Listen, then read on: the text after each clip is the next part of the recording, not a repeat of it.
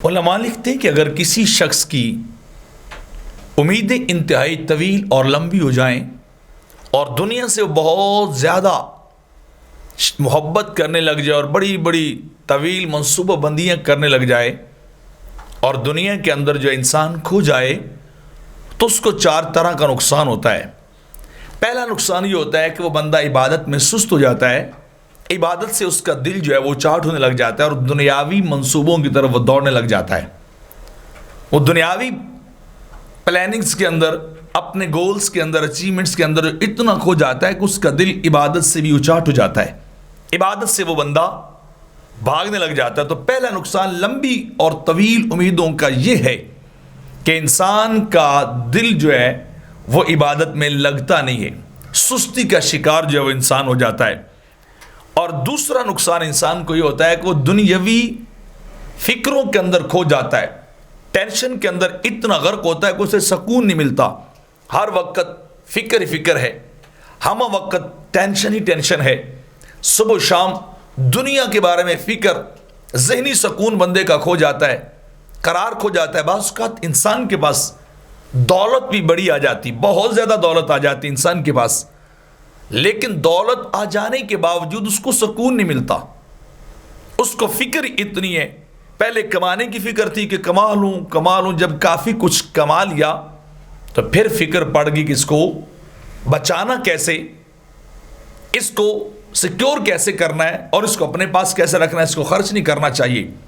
تو یہ فکر پریشانی اس کو لے جاتی ہے، ختم کر دیتی ہے۔ تو پریشانیوں کے اندر بھی انسان گر جاتا ہے، حالانکہ دنیا سب کچھ اس کے پاس ہوتا ہے، مال و متاع، دولت، روپے، پیسہ، بینک بیلنس سب کچھ ہوتا ہے، لیکن ایک سکون نہیں ہوتا، ایک قرار نہیں ہوتا اس کے پاس۔ تو یہ بھی نقصان ہے۔ اور تیسرا، حرص اس کی انتہائی اور بڑھتی ہے۔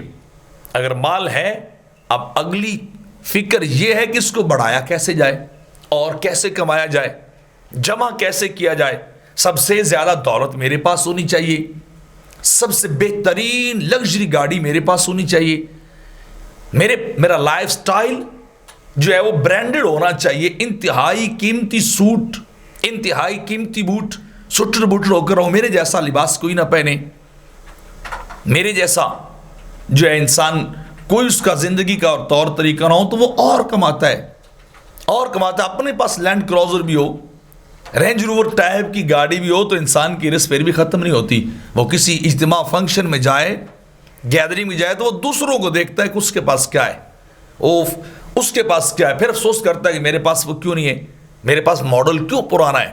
تو یعنی اور مال جمع کرتا ہے صرف اپنی وہ سفید پوشی دکھانے کے لیے یا اپنی ٹور جمانے کے لیے۔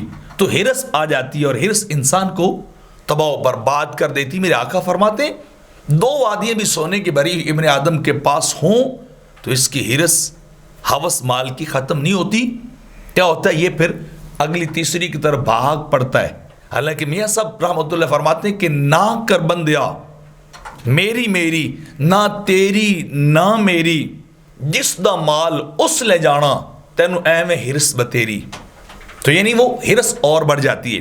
اور چوتھا نقصان کیا ہوتا ہے؟ قساوت قلبی، دل سخت ہو جاتا ہے، دل کے اندر سے وہ انسانی جذبات، وہ انسانی محبت، وہ پیار ختم ہو جاتا ہے۔ وہاں مال، سونا چاندی، زر و جواہرات آ چکے ہیں، دل انتہائی سخت ہوتا ہے، پھر اس دولت کو کسی کو دیتا نہیں، کسی کی وہ کام نہیں آتی، بلکہ اپنے لیے وہ جمع جو ہے وہ کرتا رہتا ہے۔ تو یہ 4 نقصانات ہیں جو انسان کو طویل امیدوں کی وجہ سے برداشت کرنے پڑتے ہیں، یا ان میں مبتلا ہوتا ہے، انسان ان کے اندر کھو جاتا ہے۔